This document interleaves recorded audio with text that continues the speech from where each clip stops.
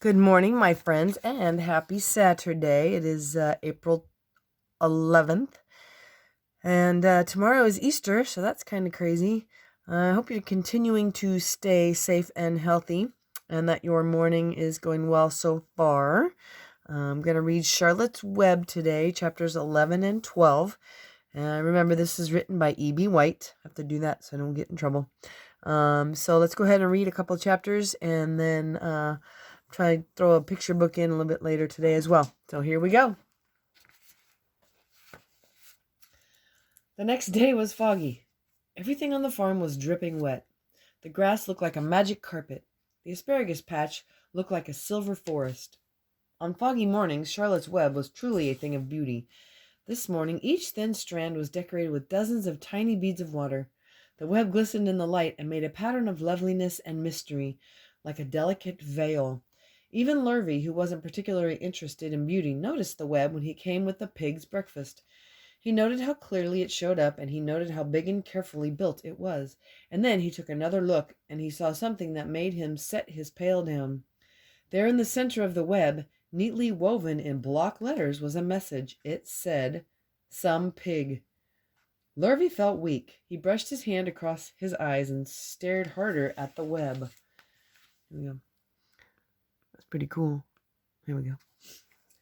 "I'm seeing things," he whispered. He dropped to his knees and uttered a short prayer. Then, forgetting all about Wilbur's breakfast, he walked back to the house and called Mr. Zuckerman. "I think you'd better come down to the pig pen," he said. "What's the trouble?" asked Mr. Zuckerman. "Anything wrong with the pig?" Not exactly," said Lurvy. "Come and see for yourself." The two men walked silently down to Wilbur's yard. Lurvy pointed to the spider's web. "Do you see what I see?" he asked. Zuckerman stared at the writing on the web. Then he murmured the words, "Some pig." Then he looked at Lurvy.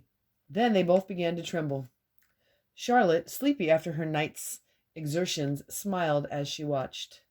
Wilbur came and stood directly under the web. "Some pig," muttered Lurvy in a low voice. "Some pig," whispered Mr. Zuckerman.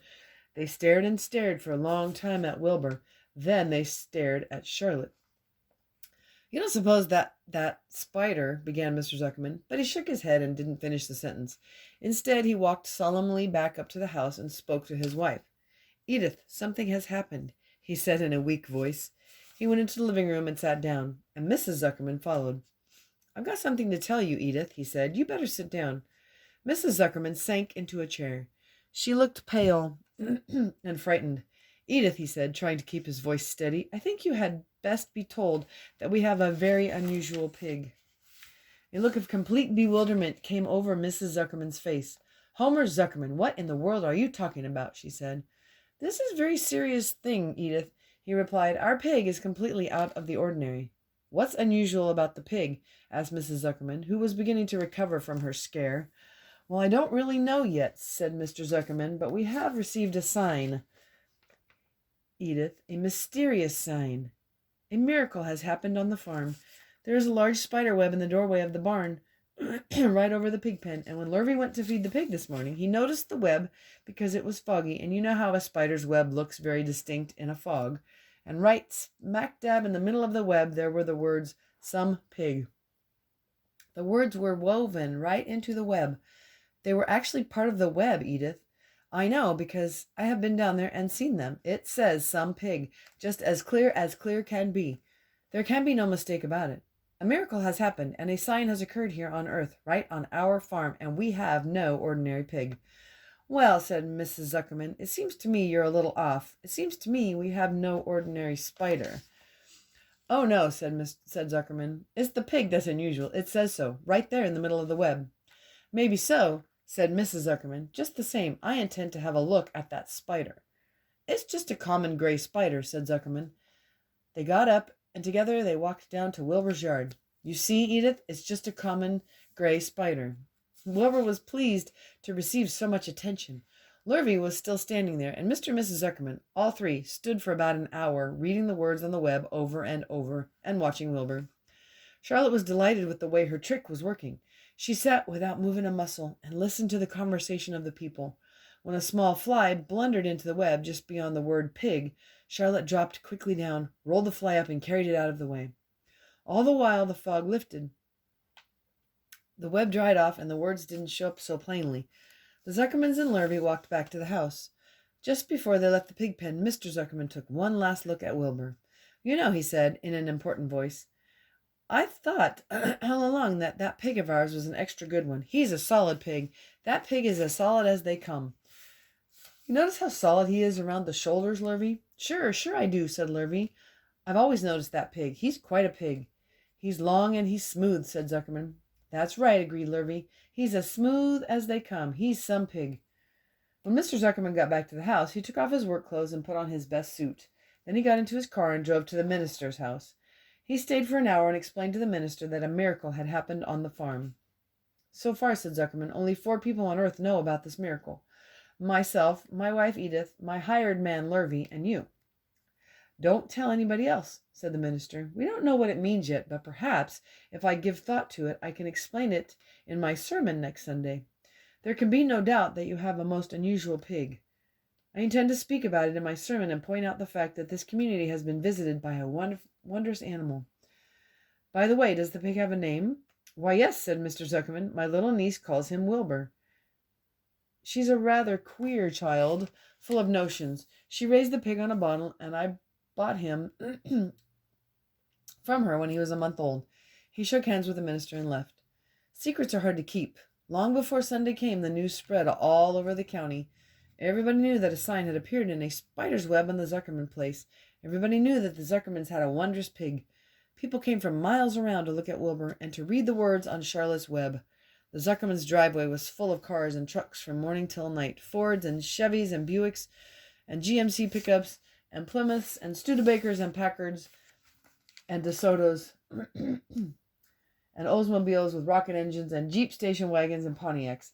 The news of the wonderful pig spread clear up into the hills, and farmers came rattling down in buggies and buckboards to stand hour after hour at Wilbur's pen, admiring the miraculous animal. All said they had never seen such a pig before in their lives. When Fern told her mother that Avery had tried to hit the Zuckerman spider with his stick, Mrs. Arable was so shocked that she sent Avery to bed without any supper as punishment.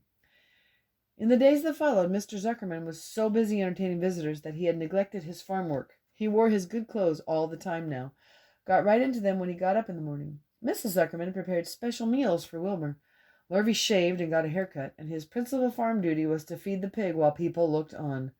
Mr. Zuckerman ordered Lurvy to increase Wilbur's feedings from 3 meals a day to 4 meals a day. The Zuckermans were so busy with visitors they forgot about other things on the farm. The blackberries got ripe, and Mrs. Zuckerman failed to put any blackberry jam. The corn needed hoeing, and Lurvy didn't find time to hoe it. On Sunday, the church was full. The minister explained the miracle. He said that the words on the spider's web proved that human beings must always be on the watch for the coming of wonders.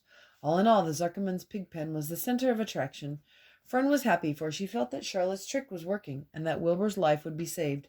But she found that the barn was not nearly as pleasant. Too many people. She liked it better when she could be alone with her friends, the animals. Let's see. Oh, yeah, this is good. Okay, Chapter 12, A Meeting. One evening, a few days after the writing had appeared in Charlotte's web, the spider called a meeting of all the animals in the barn. "I shall begin by calling the roll, Wilbur." "Here," said the pig. "Gander." "Here, here, here," said the gander. "You sound like 3 ganders," muttered Charlotte. "Why can't you just say here? Why do you have to repeat everything?" "It's my idiosyncrasy," replied the gander. "Goose," said Charlotte. "Here, here, here," said the goose. Charlotte glared at her. "Goslings, 1 through 7.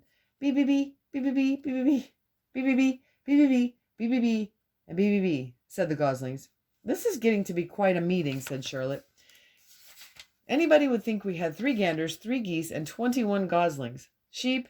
"Here," answered the sheep all together. "Lambs?" "Here," answered the lambs all together. "Templeton?" No answer. "Templeton?" No answer. "Well, we are all here except the rat," said Charlotte. "I guess we can proceed without him. Now, all of you must have noticed what's been going on around here the last few days. The message I wrote in my web praising Wilbur has been received. The Zuckermans have fallen for it, and so has everybody else. Zuckerman thinks Wilbur is an unusual pig, and therefore he won't want to kill him and eat him. I dare say my trick will work, and Wilbur's life can be saved." "Hooray!" cried everybody. "Thank you very much," said Charlotte. "Now, I called this meeting in order to get suggestions. I need new ideas for the web. People are already getting sick of reading the words some pig. If anybody can think of another message or remark, I'll be glad to weave it into the web. Any suggestions for a new slogan? How about Pig Supreme? Asked one of the lambs.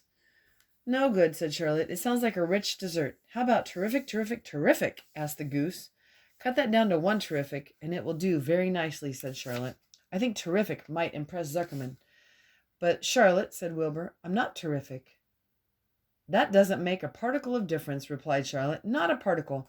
People believe almost anything they see in print. Does anybody here know how to spell terrific? I think, said the gander, it's T double E double R double R double E double F double E double S S S S S. What kind of an acrobat do you think I am? Said Charlotte in disgust. I would have to have St. Vitus's dance to weave a word like that into my web. Sorry, said the gander. Then the oldest sheep spoke up. I agree that there should be something new written in the web if Wilbur's life is to be saved. And if Charlotte needs help in finding words, I think she can get it from our friend Templeton. The rat visits the dump regularly and has access to old magazines. He can tear out bits of advertisements and bring them up here to the barn so that Charlotte can have something to copy. Ooh, good idea, said Charlotte. But I'm not sure Templeton will be willing to help. You know how he is, always looking out for himself, never thinking of the other fellow. I bet I can get him to help, said the old sheep. I'll appeal to his baser instincts, of which he has plenty. Here he comes now. Everybody keep quiet while I put the matter up to him. The rat entered the barn the way he always did, creeping along close to the wall. What's up? He asked, seeing the animals assembled. We're holding a directors' meeting, replied the old sheep. Well, break it up, said Templeton. Meetings bore me. And the rat began to climb a rope that hung against the wall. Look, said the old sheep, next time you go to the dump, Templeton, bring back a clipping from a magazine. Charlotte needs new ideas so she can write messages in her web and save Wilbur's life. Let him die, said the rat. I should worry. You'll worry all right when next winter comes, said the sheep. You'll worry all right on a 0 morning next January when Wilbur is dead and nobody comes down here with a nice pail of warm slop to pour into the trough. Wilbur's leftover food is your chief source of supply, Templeton. You know that? Wilbur's food is your food. Therefore, Wilbur's destiny and your destiny are closely linked. If Wilbur is killed and his trough stands empty day after day, you'll grow so thin you can look right through your stomach and see objects on the other side. Templeton's whiskers quivered. Maybe you're right, he said gruffly. I'm making a trip to the dump tomorrow afternoon. I'll bring back a magazine clipping if I can find one. Thanks, said Charlotte. The meeting is now adjourned. I have a busy evening ahead of me. I've got to tear my web apart and write terrific. Wilbur blushed. But I'm not terrific, Charlotte. I'm just an average pig. You're terrific as far as I'm concerned, replied Charlotte sweetly, and that's what counts. You're my best friend, and I think you're sensational. Now stop arguing and go get some sleep. All right, so that was 2 chapters of that. So I hope you guys are enjoying my readings, and just want to wish you a fabulous afternoon and day. All right, we'll check in soon. Bye.